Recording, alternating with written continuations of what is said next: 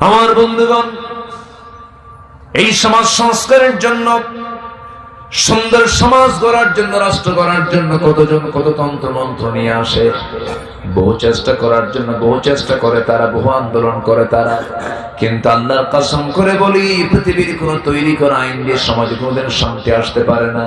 কে বলেছে আমেরিকা স্বপ্নের দেশ? কে বলেছে ইউরোপ স্বপ্নের দেশ? কে বলেছে?